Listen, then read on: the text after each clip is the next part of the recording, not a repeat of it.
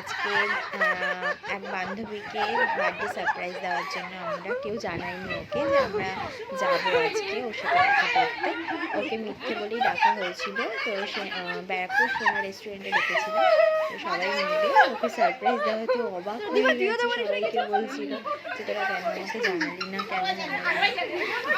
এরকমভাবে বার্থডে প্ল্যানটা করেছিলাম আমরা মায়েরা আর মেয়েরা মিলে। তো দেখো কেক ফেক সব কাটিং হবে, বুঝছো, কেক কাটা হচ্ছে।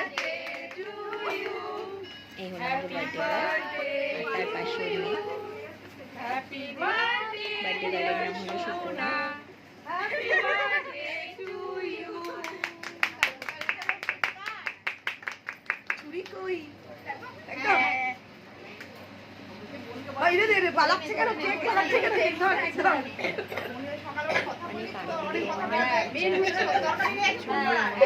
হয়ে গেছিল, চোখ দিয়ে জল বেরিয়ে গেছিল। এরকম ভাবে বার্থডে সারপ্রাইজ দেবো কখনো ভাবতে পারিনি। খুব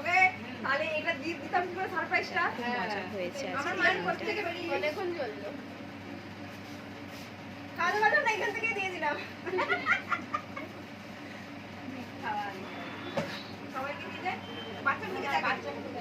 আরে বাচ্চাগুলোকে আগে দে।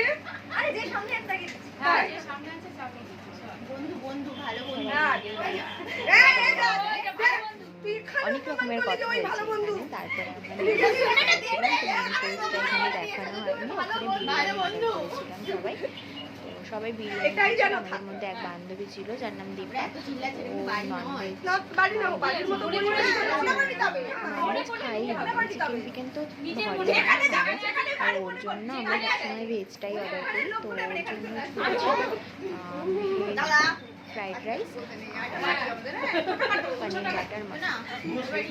পানির বাটার মশলা। এই যে একটুখানি ফটো তুলে নিয়েছিলাম।